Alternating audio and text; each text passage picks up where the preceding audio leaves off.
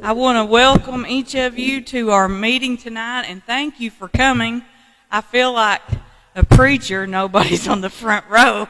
Like you're way back, but anyway, thank you for coming to our meeting tonight. I have tons of information for you, and I'm going to try during the presentation to address as many questions that have been posed to us, whether it has been through phone calls or emails or Facebook comments or whatever. I'm going to try to address as many of those as I can during the presentation. And then at the end of the presentation, we'll open it up for questions and answers. If you are comfortable with getting up and standing and asking your question, the principals will have a microphone. If you'll just raise your hand, they'll run to you or they'll walk to you and let you ask your question. If you don't want to stand up and ask a question, we've got index cards and pens at the table behind Miss Cat there, and you are welcome to write your question down, and we'll have someone bring it up to me, and we'll do it that way. Because I know it is nerve-wracking to speak in public, even as many times as I've done it. So to stay on task, what I'm going to try to do is go through our slide presentation, and then we'll talk about questions, because it's really easy to get off task when we start with the questions. So before we get into the details, I want to introduce you to our special guests. Of course, our board members are here. We've got Mr. Todd Welch. He is our architect. We've got Mr. Jordan Ligon. He is from C.R. Crawford. That's our construction management group. And we have Mr. Michael Dobbs. He is from First Security Beardsley. They are our financial advisors. And if any point in time I am not sure of a question, they are my professionals that I can ask, and hopefully we'll have the answers for you. If at any time there are some areas that we're still unsure about, so if there are questions that we don't know the answer to, we will get you the answer. And if that's one of those, if it is one of the questions we're going to ask that we can't answer, we're going to ask you to write your contact information on one of those cards so that I can personally contact you with the answer. All right, so we're going to talk about the why, the how, the where, the what, the where, and the when concerning our new high school project. Our buildings on this campus were constructed in 1967. All of them here on this campus, with the exception, and I'm talking about the academic buildings, with the exception of the art and band room at the front of the building and the science wing on the old junior high, which is now the middle school building. All of these buildings were built in 1967. The art and band building was built in 80, and the science wing, I believe, was around 2009 or 10 when it was completed. There is significant concern that the structural integrity of some of our buildings could put us in facilities distress with the state. They were not constructed for the safety issues and concerns that we have today. There are serious concerns with plumbing, with sewer, and with electrical systems. We also have major problems with flooding when it rains, even as little as a half inch. And we want our students to have the best facilities, because our goal is to prepare our kids to do anything they want to do in our future. So the first thing is safety that I want to talk about on the why we feel that we need a new school. Our buildings are all separate, and every kid has to go outside to change classes. And we know the history of some traumatic events that happen. We do our best. We've added the fence. We've eliminated some of the unwanted visitors. But there's only so much you can do when kids have to go outside every 55 minutes to change classes. Flooding. I'm going to show you a series of pictures in a minute. We fight water every time it rains. And each time it rains, it gets a little worse. It's even to the point where we have a couple of rooms where we've started marking how much water comes in the building at each rain. We have a serious issue in our auditorium, which normally we would have a meeting in the auditorium. But we're to the point now where the last rain caused so much water that our stage, our carpets, and the steps are, they're ruined. The wood is ruined. I'm going to go ahead and flip to the next page. This is a picture of part of the stage. You can see the water is just standing. There was about 3 to 4 inches of water in that. And we had All Clean to come and look, and we've cleaned and cleaned and cleaned, but there's mildew, we know, and he suspects mold. But to get to the mold, we're going to have to take out part of that wood, and I'm not comfortable doing that while students are here. Plus, we have to wait. We've got requests for estimates and for some more professionals to come and look. So we're not going to do anything until we talk to the professionals, which means until further notice, I've had to shut the auditorium down. There are too many kids and adults who have breathing issues, and I'm not willing to put them in that auditorium, which we use regularly for various meetings and programs and assemblies. But I'm not willing to put them in there until I know for sure if the mold exists or if it doesn't. We have spent approximately, I've gone back as far as I can go on our records. We've spent approximately $100,000 trying to fix the auditorium. And the problem is it's underground. It's built on a slope. And they have sealed it. We have put drains. We have dug trenches. We've put new siding. You name it, we've tried it, and it's not working. The last guy that came and looked and said, "You're not going to fix this. You're going to patch it, and then the next time it rains or it snows or freezes, that seal's just going to break back off." So that's at least $100,000 that we've spent. Last year, I'm going to move on to electrical, and then I'm going to show you some more pictures. Last year, we spent $14,896 for electrical repairs. That is on top of any normal wear and tear. That's for things that just were old and had to be replaced. I learned today that the main entry point, electrical entry point on this high school, that's got to be repaired. He said it was on its last legs. It was shot. And I said, "Well, what do you mean? Are we talking fire hazard?" He said, "Not yet." And I said, "Well, what's that going to cost?" And he said, "Well, I have to get back to you, but it's going to be expensive." That's just one section.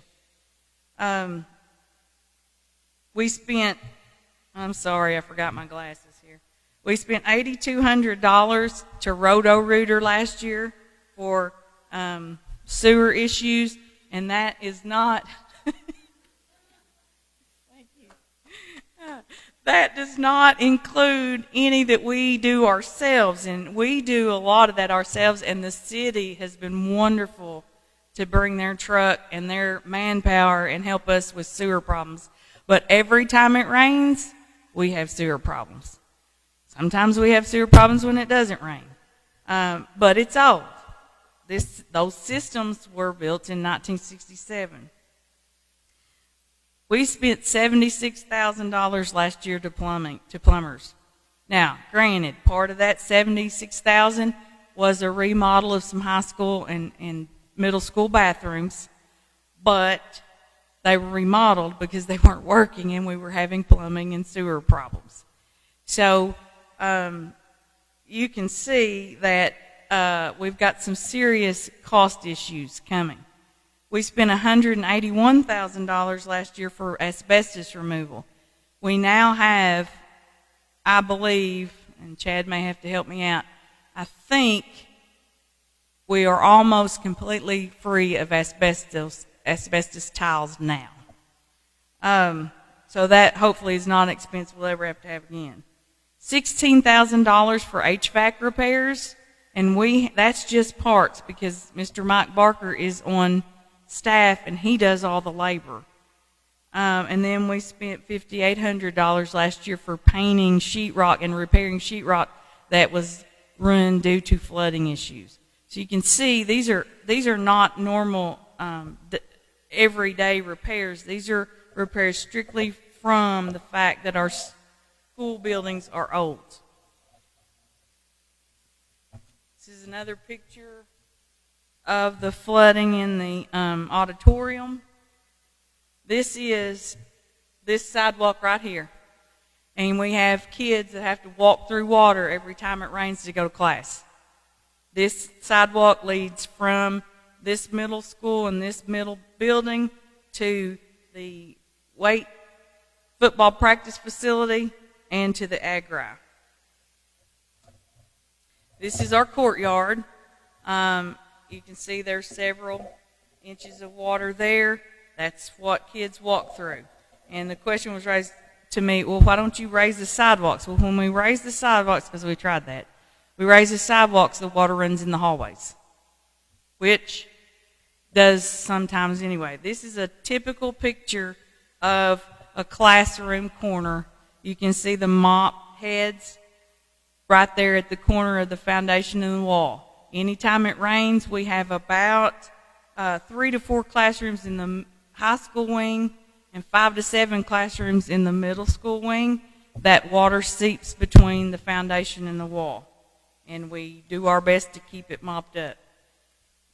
This is just a picture of water running through the door, under the door. This is the new leak at the gym. The gym is in definite need of a new roof. There's another picture of a leak. These are both new from that rain in January. So that's the why we are asking. Now we're going to talk about the how. And I want to talk about a timeline of events. DESE, which is the Department of Education, they have an academic facilities and transportation department. And every 2 years, it's a cycle of a 2-year period, they create a facilities needs list. In that list, there are 2 sections. One is warm, safe, dry section, and the other section is space. And they rank schools in what they need facilities. Some of the schools that are growing are on the space side. Schools like us who are in need of, or are having old buildings in need of replace, are on the warm, safe, dry. There is a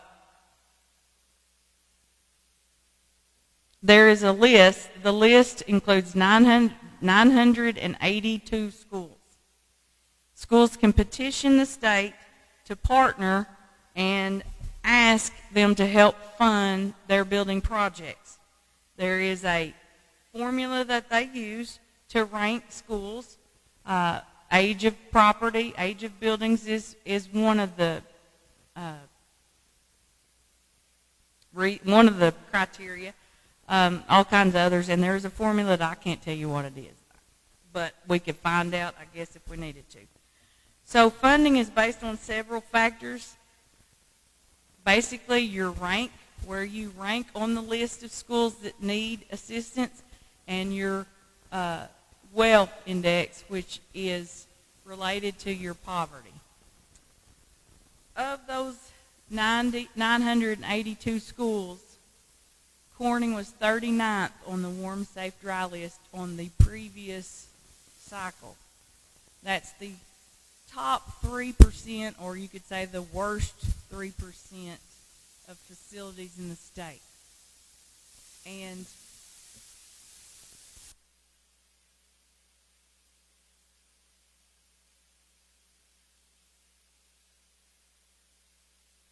This one? Is that better? Y'all hear me? So we applied for funding several cycles ago. Again, it's every 2 years. And Ms. Kelly Smith, the former superintendent, applied. I think she applied in 2018, but I could not find the date on the application, on when we first sent the application in. Every 2 years they rank, and then they decide in that second year, every May, they put out a list of what schools are going to get funding. Funding can be for replacement. It can be for repair. It can be for space, should they need space. And it's all dependent also on your poverty index. That also determines how much money you get, what percentage they're going to fund. So we learned in May, it was actually on May the 8th, that we were approved for a new high school, but not funded, which means they take their pot of money and they look at each rank and see how they can plug that amount of dollars in which project. For example, Hoxie was funded in May last year for their new elementary school. We did not learn until September the 20th that we were funded. We were funded we were funded because someone above us turned the money down for whatever reason. On September the 2nd, I was on CSR, thank you, Andy, and we talked about the fact that we were approved but not funded, and that if we received word that we got funded, then we would start to work on to see if we could afford it or not. We talked about it at our September 25th annual report to the public meeting, that we had received funding and that we were going to start looking into the feasibility of building a new high school. And then on October 16th, I got the finalized papers signed with the Department of Ed that said the agreement was made. They would provide us the $12.8 million. So at that point in time, I had to start looking for next steps. And the state has a very strict timeline and order of things that happen. Before the board and I could sit down and say, here's what we want, we had to find an architect that could tell us, you can do this with this amount of money or you can't. And the state tells us exactly, you have this many kids, you have, and it's middle school and high school, even though it's called high school project, it's middle school and high school, and I'll explain that in a minute. You have this many kids, you need this many square feet, you have to have this, you have to have this, you have to have this. And it's a very detailed plan of how to take your next step. So on October 5th, I sent out an RFQ, which is a request for qualifications. I put that in the Jonesboro Sun. Those ads have to run for a certain length of time, and we accept qualifications from architects. At that point in time, we had to set up interviews. Once we interviewed, then there's a process we go through in the interview to determine which architect fits our needs. Once we then agreed on an architect, then we had to start the process all over again with construction management companies. Now, that is why the timeline is so crazy and seems so fast, is because we were funded 4 months later than all the other schools that got funded in May.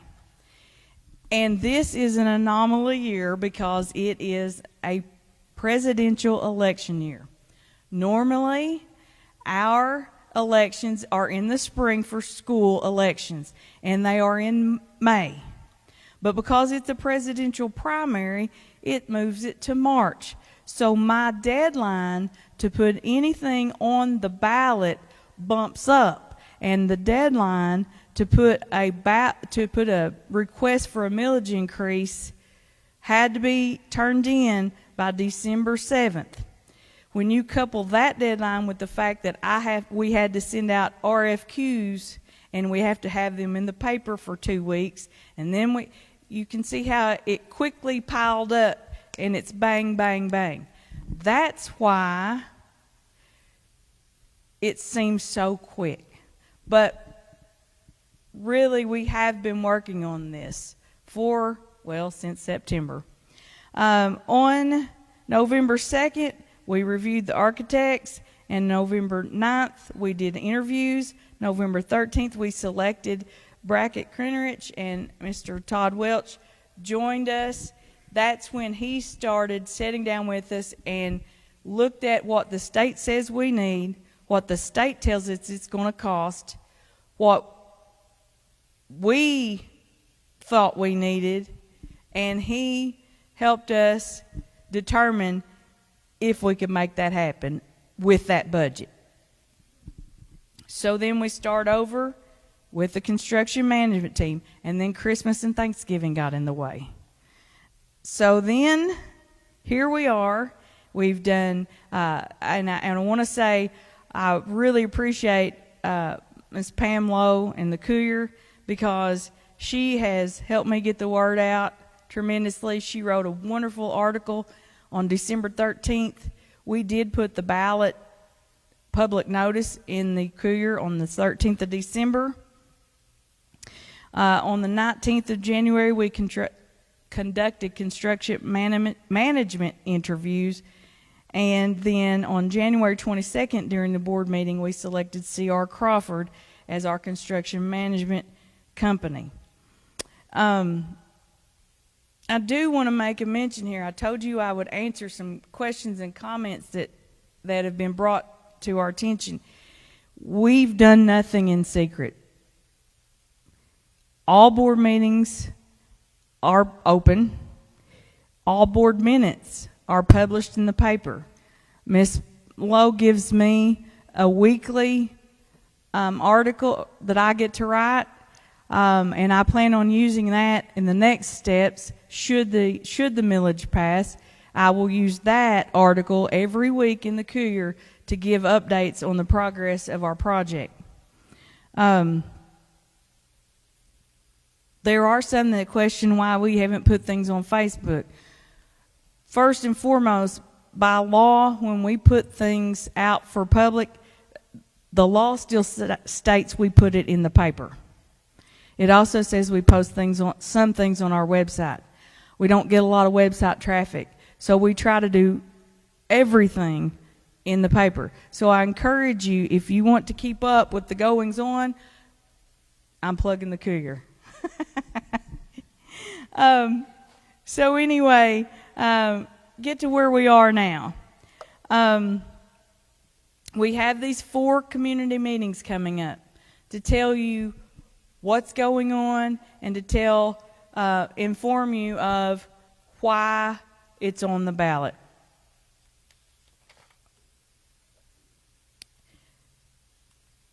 More how.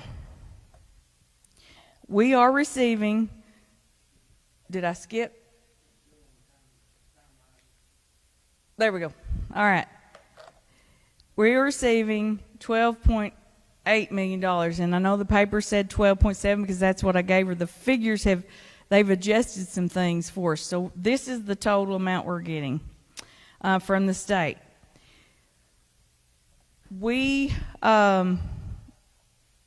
You've probably seen a budget between 27 and 29 million, and it's a range right now, because when you start figuring school buildings, it's different. It's a different process than personal. When we built our house, I'll give you an example. We found a house plan we wanted. We met with an architect and we got some blueprints. We found a builder. We met with him, told him what we wanted. He came back with an estimate and told us how much it was going to cost. We, made some adjustments as according to what we needed. Then we went to the bank and asked for a bank for the loan. That's not the process that the law requires with the school. When we received the funds and we agreed that we thought we were going to try to build a new high school, the state tells us, whether we take their money or not, this is how you have to do it. These are the regulations for school buildings. These are things you must do, and it's much different than personal property. And we'd have to do that, like I said, money or not. But we start with the architect and construction management. And we're not allowed to ask them, how much is this going to cost us? I know that sounds crazy, but that's the law. But it also protects us from hiring a company that's lowballing somebody and then coming up and we enter an agreement and pay them some money and then they don't follow through with what they're supposed to do. We hire on qualifications. And the board and I interviewed, we called references, and we feel like we've got the best team that will serve our needs that we could possibly have. Now, the point is, we've not entered into a formal contract yet, because now we have to determine if we can pay for it. Even before we sit down and decide all the exact details, you figure out if you're going to have the money for it first. That's why then we talked to Mr. Dobbs and we looked at our finances to see what can we afford. This $27 million or $29 million, and there's a range for a reason, because the market, the market today may not be the same as the market in 3 months. So we have a range, but we looked at how much money are we going to get for each, if we ask for each meal increase. We felt like we needed around $14 to $15 million, plus the $12 million from the state. We felt like that could get us, according to what the state says we have to have and what we think we have to have, that could get us at the price we want. We also have a building fund, and that building fund has approximately $6 million in it. That, I cannot pledge all of the $6 million to new construction, because I have to still keep up Park for a while, and it's old too. It's just not as old as in bad shape as this building. And it will take 3 to 4 years to build a new high school, or could take up to that long. And we have to keep this one running. And I've already shared with you how much extra money that we're putting into it, just keeping it running. So I can't pledge all of the building fund. So here's what we're thinking. Those mills, plus the 12 that get to the 15 million, plus the 12 million, we think we can do up to 3 million from the building fund, and that gets us right around $29 million budget. So that's our top of the line. We want to do 27, but we realize that may not be feasible. So $29 million. So now what we do, if we secure the funding through the vote, we sit down with the team and we negotiate. And we start looking at prices. We don't enter into a full-on contract with a construction management company if we can't agree on that budget. If we don't agree, we start from scratch again. I don't think that's going to be a problem. We've talked to them, and then that's where we get into the details. You can see our renderings here, and we'll look at those in more details later. But I think we've got a pretty good plan. So anyway, back to this. I'm about to stray, and I don't want to lose my train of thought. In the requirements from the state, the law says now that any public building, and I believe the capacity is 50 people for the safe room shelter. Is that correct? If it's a public building, can y'all clarify on that? Is it 50 people that require you to have a safe room? Yeah. So any public building, that has 50 people in a day has to have a safe room. Now, there's been some, I don't want to say arguing. There's been some debate at Little Rock. The first thing that came out, it was every building had to have a safe room in it. Now they've kind of backed off on that, I believe. Legislators are going to meet again starting in March, and that is one of the topics, is a safe room. But back to my explanation. The safe room is required now, but they won't fund it. So the money they gave us is for our school, but you got to have a safe room, but we're not going to pay for that. So that's part of why our part is more. We've got a gym in the plans right now. Our gym is shot. It looks good, and I want to say we've done, I think, an excellent job keeping the outside of this school looking good. But the bones are broken. The gym is in dire need of replacement. The plumbing is shot, the roof is shot, the electrical, we cannot add anything else to it. There is not enough electricity that goes to it right now. We have problems all the time. If you don't believe me, ask anybody that's worked in the concession stand. If you put 2 crock pots in the microwave together, you don't have electricity in the gym. I'm not kidding. So this money will not pay for sports. It's all academic. But because we have PE classes in the gym, they will pay for space for PE classes. So they will pay a portion of the gym. So right now I have, and it's not a formal estimate, okay? But before we found out we were going to get funded, I was looking at the roof, and I had our contractor that we use for small things to come and look, and he had his roof guys give me just a kind of a ballpark, $450,000 for a new roof. You can see why we don't have a new roof right now. The plumbing, we had a massive leak over Thanksgiving, or right before Thanksgiving break, and water was running through anyway, it was a mess. Thank goodness we had Thanksgiving break, because we mopped on that Friday before Thanksgiving when we were out of school that Monday and Tuesday. It took the plumbers Monday and Tuesday to fix the plumbing problems. We had to have the water shut off all day. We could not have had school that day if we had been in session. The plumbing is in the walls and in the concrete slab. So all of that has to be busted up to be replaced.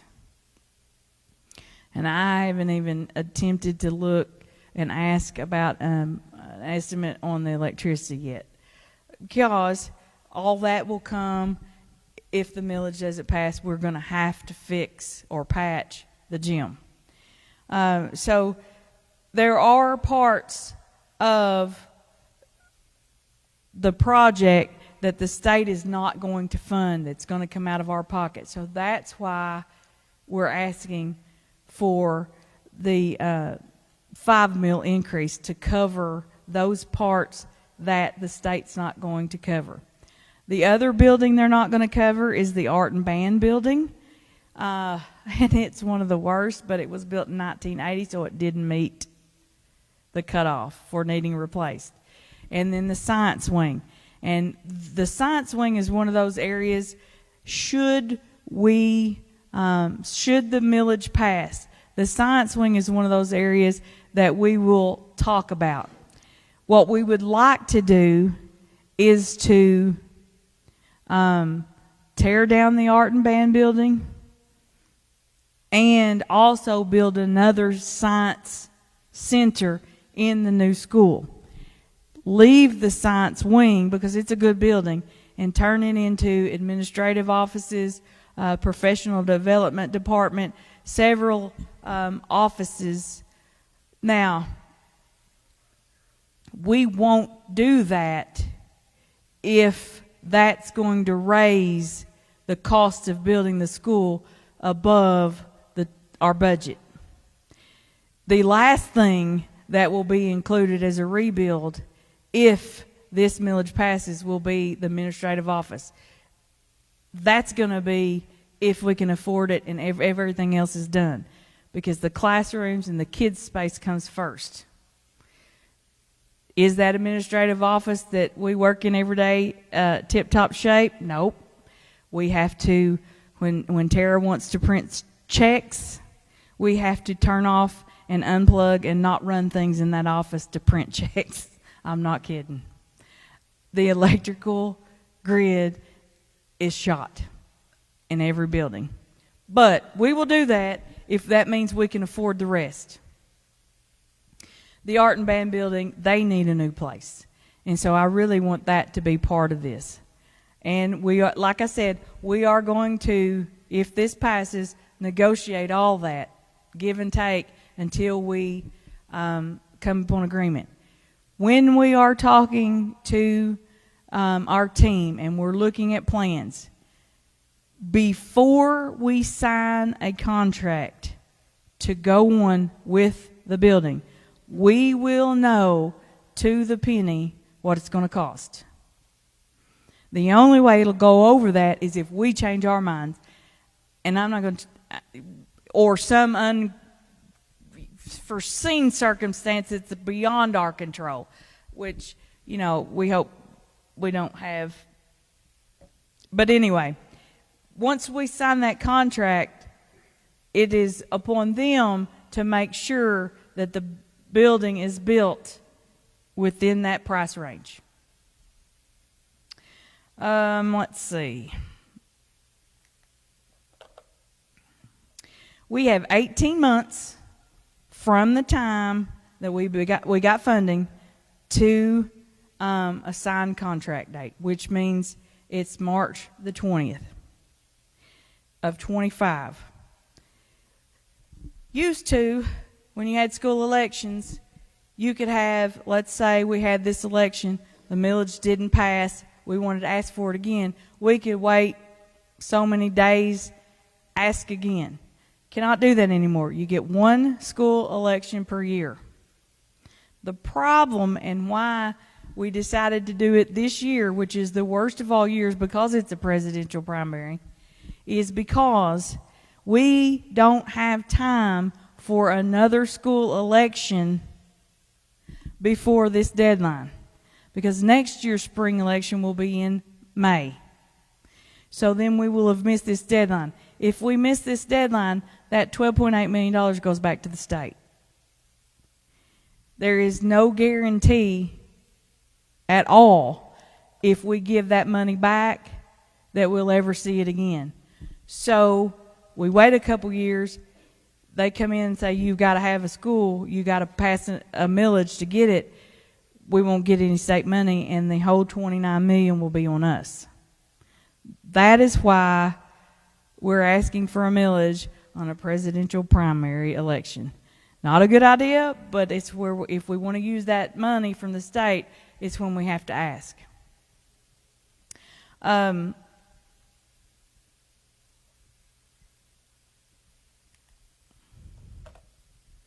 So what does a millage increase mean for community residents of Corning?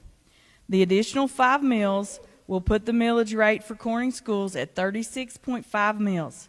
This will generate enough revenue needed for the loan payment for our district to use in building the new high school. You may have seen a table like this on Facebook, or there are tables printed for you to show you what a millage will cost the taxpayer. I'm not going to go over all of that, but I do want to say this. If your appraised value of property is $100,000, it's going to cost you $100 more a year. That's $8.33 a month. That's one loaded T to give up a month to build a new school. If your assessed value is $250,000, that's $250 a year. That's $20 a month. That's one box of shells for your gun. That's one hand of nails, getting your nails done a month. Unless you go to Willie, she's a little cheaper, I think. But anyway, if you put it like that, that's when you break it down per month, it's a little bit more manageable. All right, so I just thought I'd throw that in there. I asked Nathan last night how much a box of shells, because I knew y'all wouldn't care about the nails. But anyway, the what. Currently, we have the second lowest millage in Arkansas at 31.5. We have the lowest millage in Clay County, and we have the lowest millages in Northeast Arkansas. That's why our debt ratio is low, because we have not built anything in, I think, 17 years. We've not asked for a millage increase in over 15. I believe it was 2007, the last time that the board asked for a millage increase. The mills will be tied to the bond for the new high school. If we are fortunate enough to be able to proceed with this, 36.5 mills is 3 mills under the state average.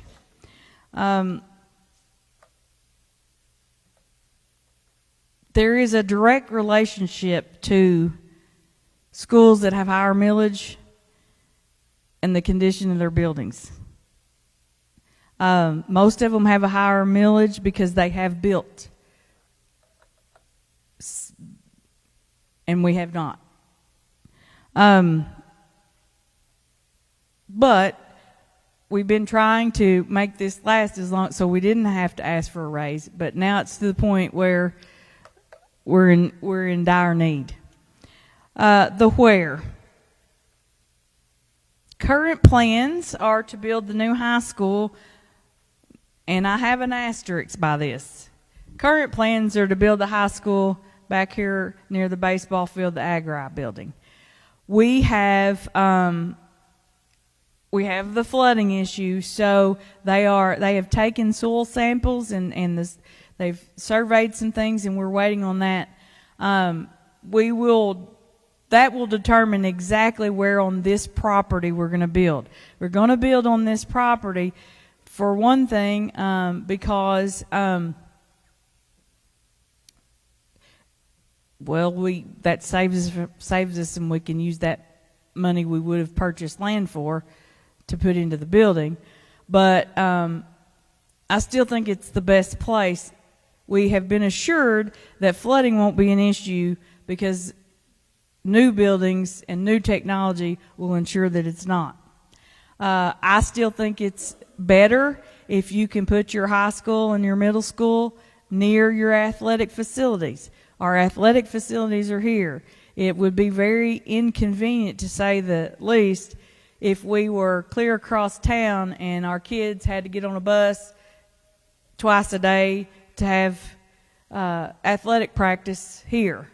So we just feel like this is the best spot. We have 30 some odd acres here, so we've got plenty of space. I know it doesn't look like that, but I think it's because the buildings are spread out. But when you put them all together, we've got plenty of space here to build a building. If that works in that area, we can not disrupt school at all while we're building, so we don't displace anybody except for maybe the Agri department, depending on where it is. That might be the only classroom we have to displace. Upon the completion of that project, we will have to demolish any building we replace. That is a state requirement. So these buildings won't be standing after the project is over. Future phase 2 plans, way down the line at this point, but you never know, because park is also on that list of facilities, and we will apply for park funding when this one is over. But the future plans are to move Park to this facility so that we're one campus, which creates all kinds of efficiency in lots of things if we're on one campus. Because we share a lot. We share gifted and talented. We share therapists. We share music teachers. We share art teachers, PE teachers. We share SRO. We share paraprofessionals, and we share secretarial staff. And so having all the buildings in one location is a tremendous help.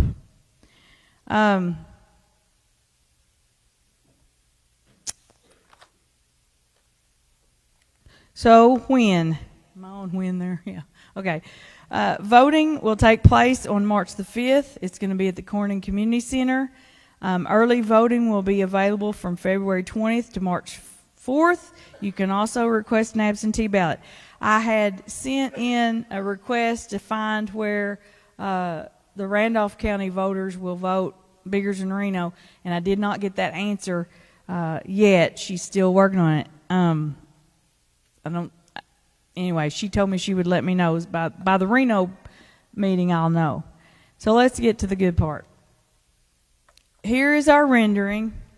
Now this is the rough draft. Is that a good way to put it? This is the rough draft. This is not all the details yet, but this is what our first, after we talked to Mr. Welch, this is kind of our first rendition, so to speak.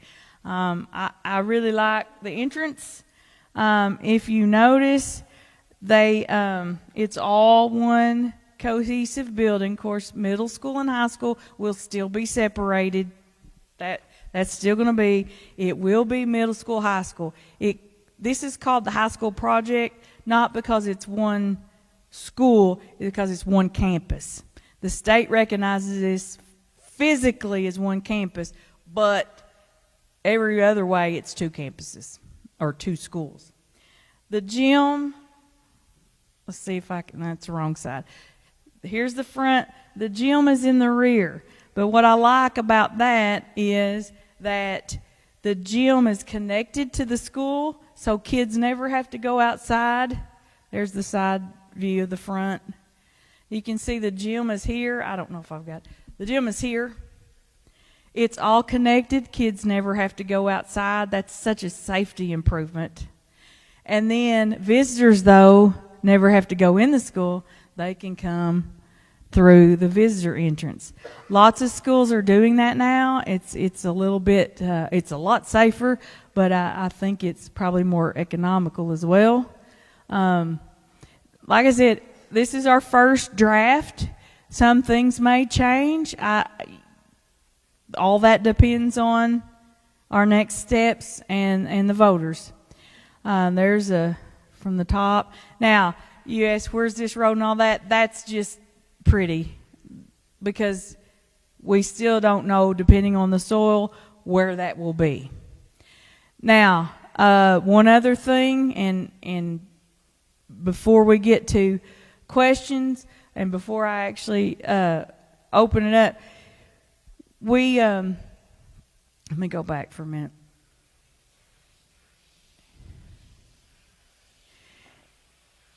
If we start negotiation and we see that completely moving it back here is not going to meet our $29 million, like I said, we'll start with, all right, we'll cut out the admin building, number one.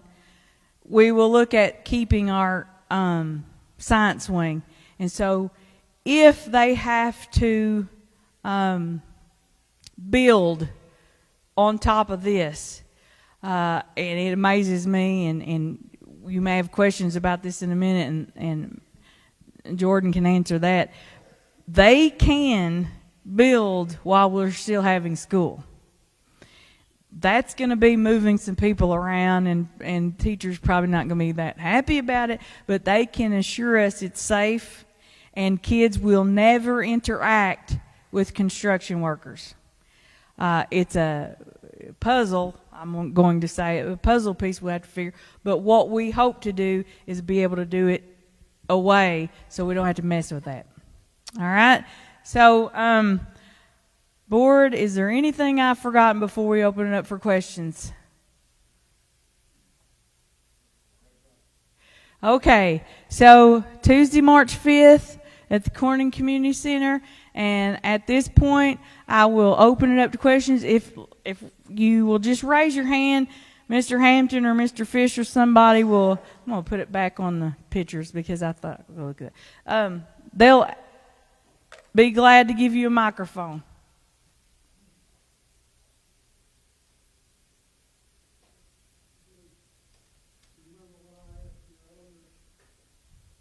Well, do I remember what? You put me on the spot. Oh, yeah. He said, what happens if the millage doesn't pass? Well, if the millage doesn't pass and we can't get the funds to pay, we'll turn the money back to the state and we'll patch until we can't patch anymore. But I'm going to give you an example, and you guys may have to clarify if I misstate this, because some of this technical stuff is a little bit above my head. But when the state facilities inspectors come around and inspect, they have a rating system. They came, Chad, was May of 22, correct? All right. Chad and I walked them around. They inspected every inch of this campus. They give each building a rank. I believe it's called FCI percentage. Y'all correct me if I'm wrong. I'm going to pull this up because I have this information in my folder and I want to get it right. Each building gets ranked.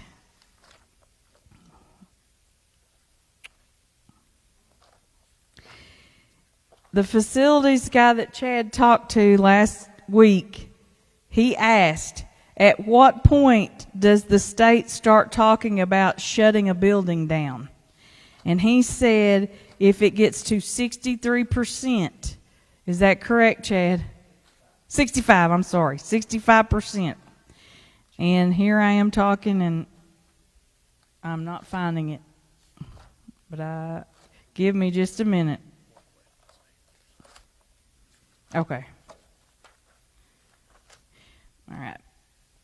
So he said at 65%, the state will start telling you it's time to shut the building down. The senior high school building,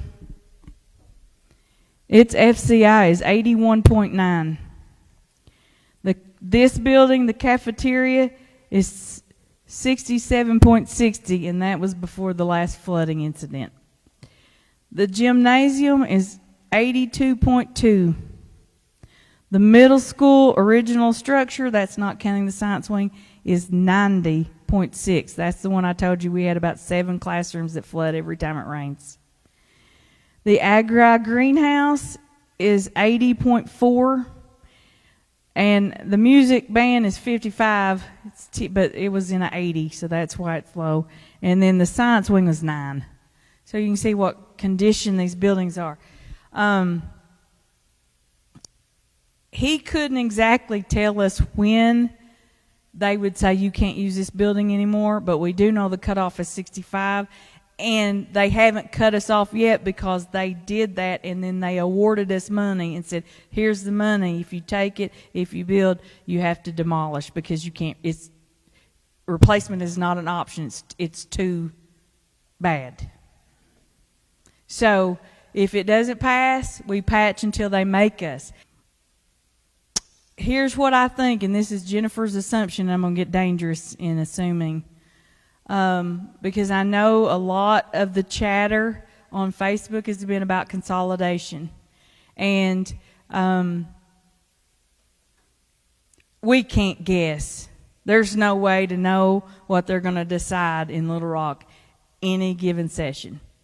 But I can tell you, based on my conversations and what I have heard, consolidation based on numbers is a sore subject. And I don't think, Jennifer's assumption, they'll approach that. The focus the last 2 years at the state level in education has been on safety and security. They gave us safety grants. We used the grant to build the fence. They're talking about they came up with the whole safety report and all these regulations that I didn't talk about. Even they're not requirements at this point, they're recommendations, like the bulletproof glass and all that. But anyway, all the conversation is on safety. If I'm going to assume if there's any way they would shut Corning down, it would be because of our facilities and nothing else. And yes, we have declining enrollment, but we have leveled off. We're at 791 K-12. That is about 350, a loss of 350 students in the last 10 years. And I have a chart, I chart it every year, and you can chart the trends. We lost 30-something kids the year Walmart shut down. We gained a few back. We lost 40-something kids when COVID hit. We've gained several of those back. We have remained steady for the last 3 years. It's around anywhere between 811 and 791, and we go back and forth. But right now we're at 791, I believe.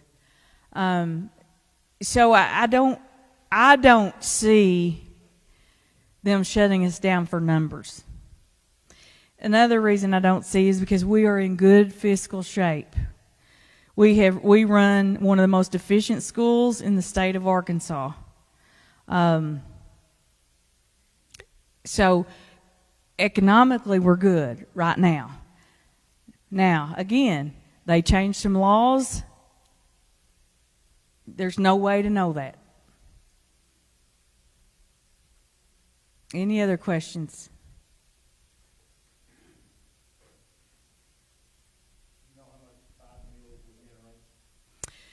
Five meals will generate approximately 14,500. 14,165. And again, I apologize if some of the statements that have been made, whether it's on Facebook or whether it's, I told Pam 12.7. Some of these things have been adjusted because of the conversations. Like the first application we had put into the state, we had 800-something kids. And so they figured what they were going to give us on 800-something kids. Well, then by the second cycle, we were down to 794. So there have been some adjustments to those numbers. That's why you see that. Yes, ma'am. No, that's per year. Is that right? Oh, wait a minute. What are you at? Wait a minute. Before I say that. 15 million is total.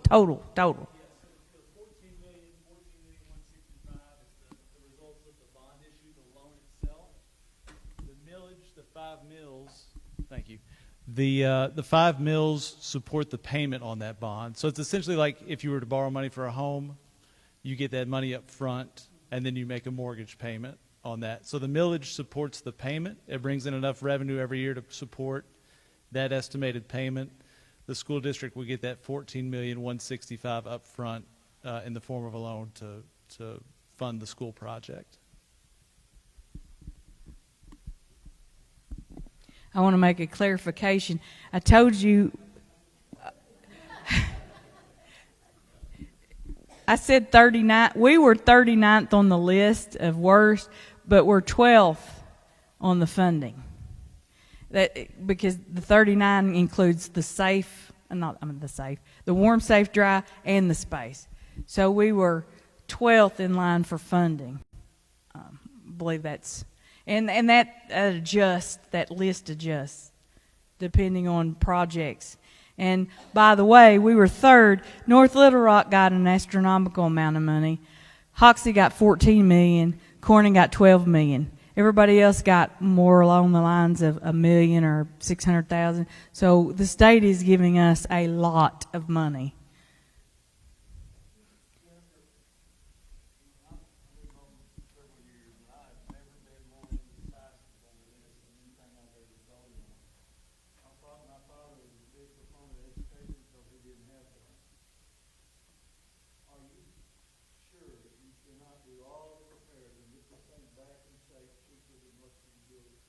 Yes, I am.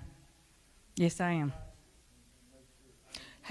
Have I priced it? No, not all of it. But there is no fix to the auditorium. I've been told that by the experts. And the state has said they've not offered replacement. They said they've not offered repair.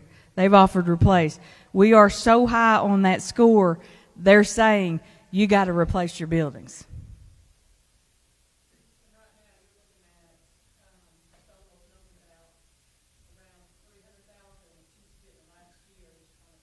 Just patching. That is correct. And y'all, the gym, and I keep going back to the gym because that's where we're about to throw a lot of money. Yes. Oh. So the payment increase above your current bond payment, we're anticipating the payment increase would be an additional $650,000 a year. All right. So each mill that comes into the school district generates about $130,000 of revenue. So that's where the 5 mills comes from. 130 times 5 is 650. That's where that essentially we're asking for enough mills to be budget neutral. All right. So that we're bringing in $1 for every new dollar we're spending on the payment. The extension of the existing millage is also included in that. So there's currently $360,000-ish a year of payment. So that would be included in that as well. The total payment would be somewhere around $1,010,000 per year. So $650,000 above the current payment, though, is how we came up with that 5 mills.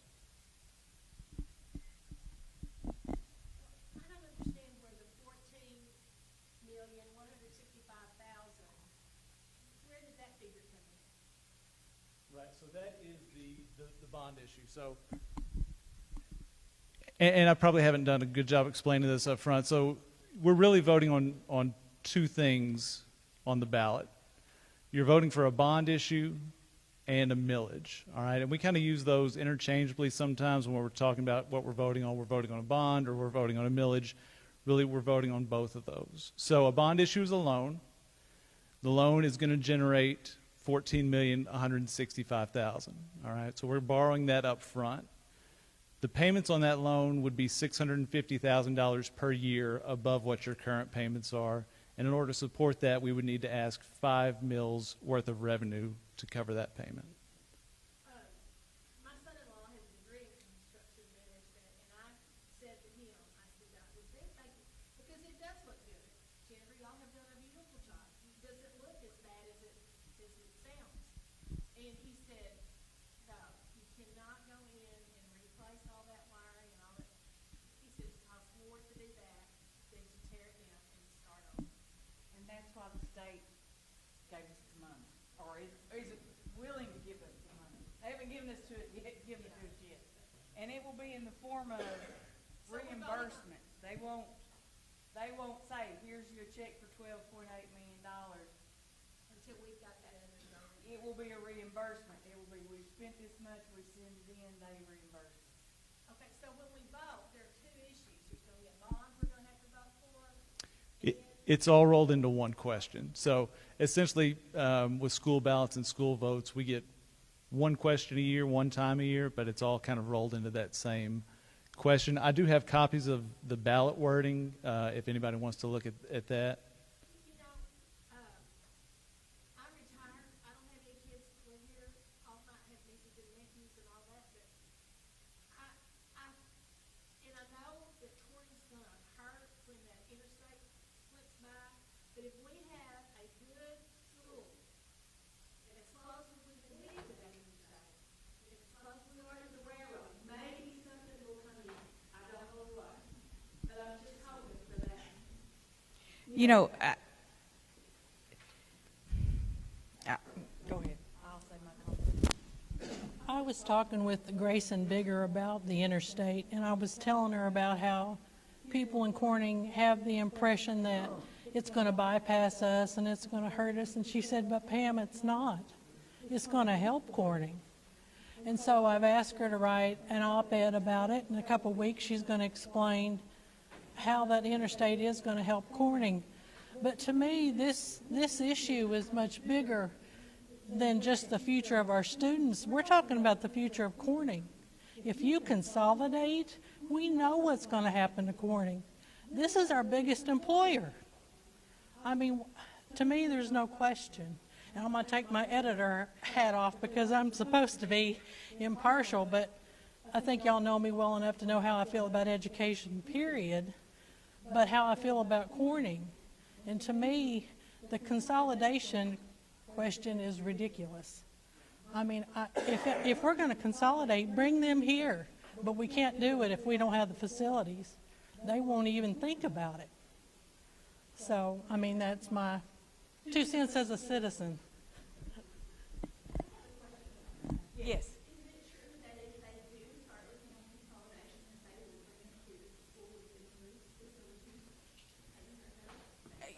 You know, I don't know that there's a good answer to that because you want to grab her mic.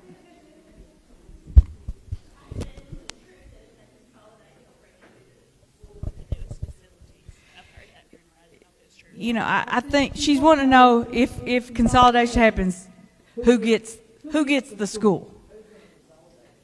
Well, and see, I think we're just, you know, you can do what ifs all day, all right? And we all know that Clay County, we're kind of an island, we're isolated, and we all know that we've lost. But here's what I do know. If you have a good school, and I'm not talking about just facilities, if you have a good school, people will seek you out. When we have people that come in, they say, well, I checked out your school. I mean, I'll just give you an example. I had a teacher, and he's in this building, he's in this room, tell me, when I was applying for this job, I looked up, and the only thing I found was you on Channel 8, and I was like, oh, my gosh. They will find us. And here's what I do know. People who live here, if the school is good, they'll live here and drive to work. And I don't know, I'm going to take the time just a minute to brag for a minute, but yes, every school has problems because we're people. But y'all, I'm telling you, my superintendent colleagues, I hear their stories. We don't know how good we have it. We don't. We take care of your kids. We take care of your kids. We mess up, but we do a good job. And if you think about every graduate that's been through this school, we've produced some really great people. That goes to the parents, but it also goes to the teachers because we all remember the good teachers that we had. And I just think, and I'm not supposed to be, I've got to be apolitical. But I can't help but brag. We got a good school, and we want to keep it. Our kids deserve the best. Which leads me to one last thing, and I'll give more opportunity for questions. Why haven't you put anything on Facebook? Well, there's a lot of reasons. But when you are running a campaign, the school board and the superintendent have rules we have to follow. I cannot put Corning School District's Facebook page and say, go vote or don't go vote. We cannot do that. That's why we've had a group of volunteers spearheaded by Andy, thank you Andy, and Ms. Paige Catt, and they are working on helping us get the information out and keep people informed. And their group is, I forgot, was Safer Schools, Stronger Community. So that's why you're going to see a lot of the information on Facebook not from school. And that's why you're not going to see me respond to any question on Facebook because I cannot. I will answer any question you throw my way. Now, it may take me a day or two, but I'll get you the answer. I am available at any time. I got my email up there. Well, I did have my email up there. You can contact me at any time. I will be available. And if I don't know the answer, I've got a whole team of professionals that'll help me find it. Are there any more questions? Yes, sir.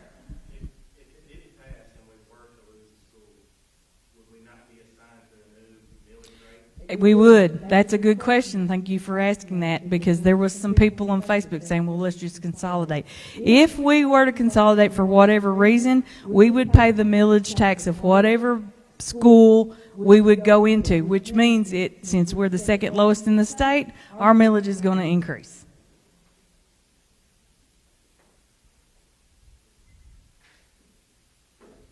I'm going to say, I just had to put this out there. I think we are a long way from consolidation. I don't think at this point today, it necessarily needs to be a worry, especially for size. Any others?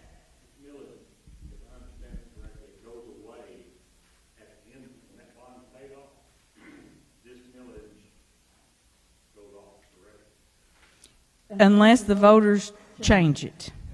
So it's voted on the ballot, it will say a continuing tax until the retirement of the bond issue over 30 years. So,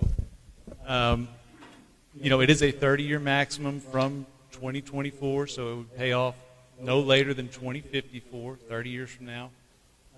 In the event that we were able to pay that off early, the millage goes away at that earlier date that we were able to pay it off. So there is a definite sunset to it and a definite deadline when the bonds go away, whenever that may be, but no longer than 30 years.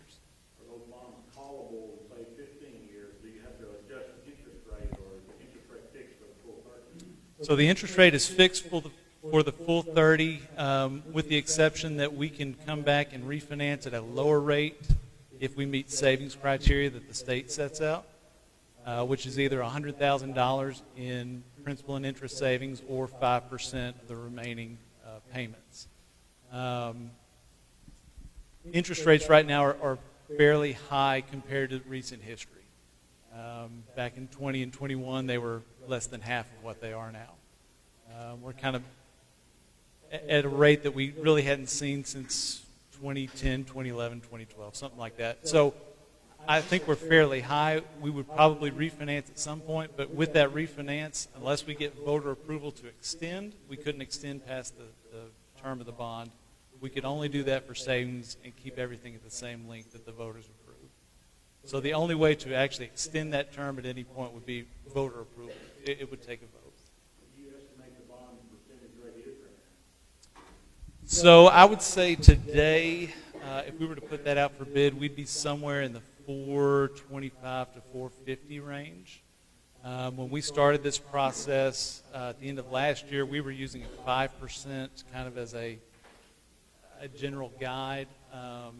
That's kind of where we were closer to that time. So we have been up and down in between there. We know that even if this passes in March, we're not going to lock that rate down until we put it out for bid. We don't want to put it out for bid until we actually are getting close to spending the money. We don't want to essentially borrow money and start paying interest and just sit on it. So there is that risk between now and then of rates going up. We can kind of adjust and work with that for a couple of years and wait for them to come down if that does happen. Good question. Regan has a question.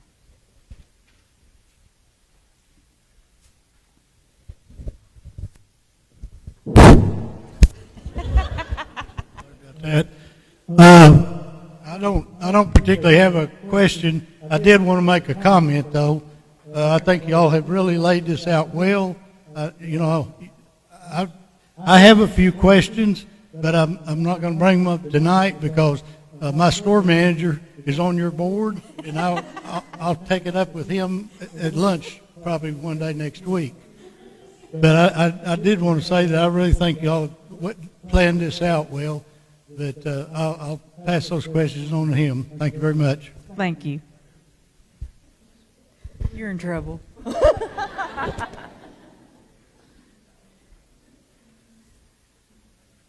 Yeah, okay.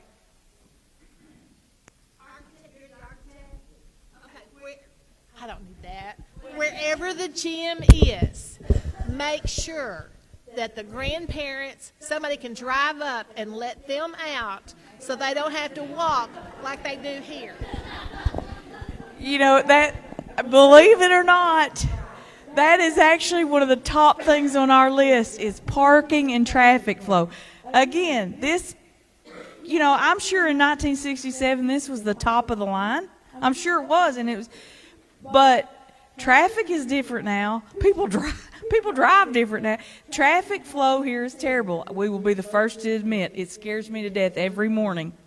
And that is one of the very top things we said. Wherever we put the building, we're going to have circle drives. We're going to have different drop-off pickup spots than the buses. The student drivers will be different, and there will be parking at the gym in the front of the gym. So you got that will be there.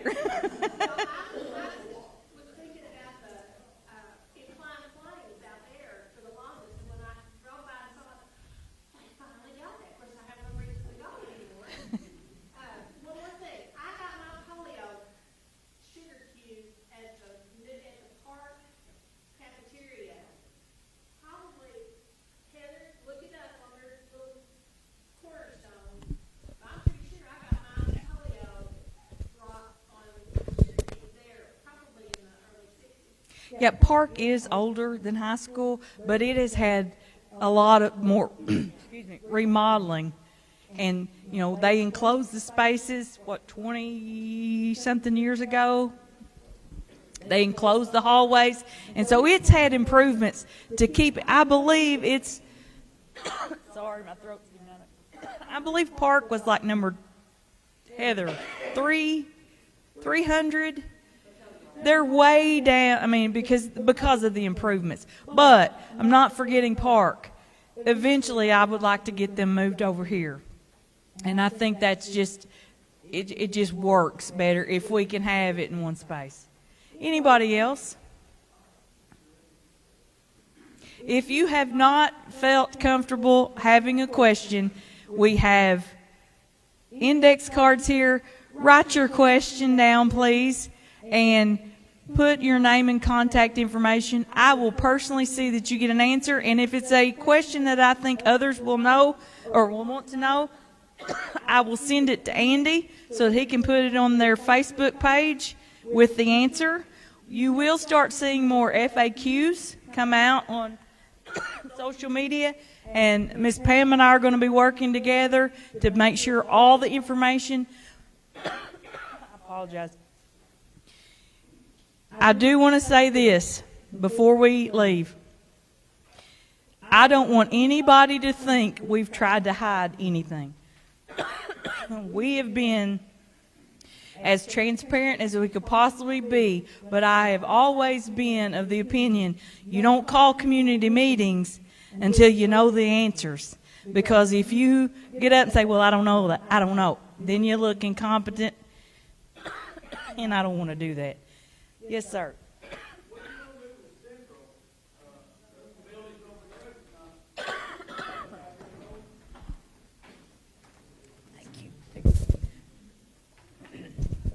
You hear me? I did.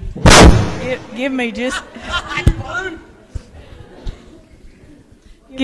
a minute, please.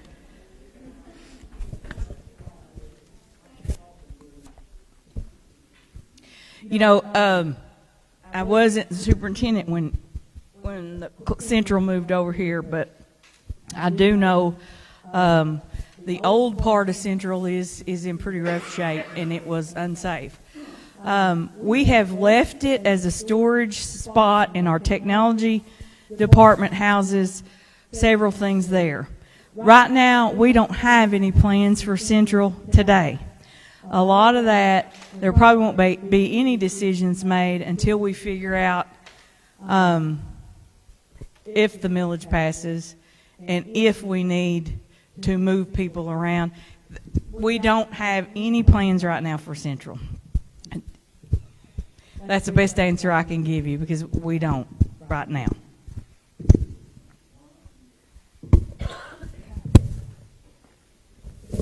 Okay, well, feel like I've taken way more time than you probably wanted to give. I do appreciate all of you coming. If you are like me, you're going to go home and you're going to talk and think about it and you're going to come up with more questions. Please don't hesitate to send me questions, or we've got 3 more meetings, one in Reno on the 20th of February at 6 o'clock at the community center, one back here on the 26th at 6 o'clock, and then one at Noble on the 29th at 6 o'clock. You're invited to any or all of them. Have your questions, and if I need to add any more to the presentation, I will. Thank you so much for coming. I really appreciate it.